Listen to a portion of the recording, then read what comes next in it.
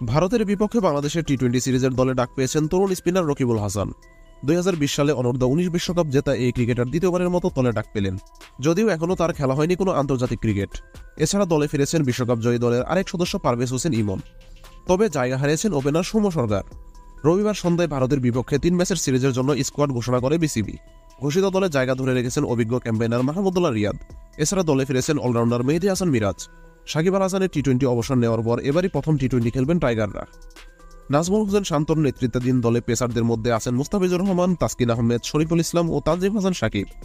রকিবুল ছাড়াও স্পিন বিভাগের দায়িত্ব সামলাতে পারেন মেহেদী হাসান মিরাজ, শেখ মেহেদী হাসান ও রিশাদ হোসেন। এছাড়া ব্যাটিং ইউনিটের রিয়াদ ও শান্তর সাথে আস্থা রাখা হয়েছে তানজিদ হাসান তামিম, তৌহিদ হৃদয়, লিটন দাস, জাকের আলী অনেক ও পারভেজ হোসেন ইমনের উপর।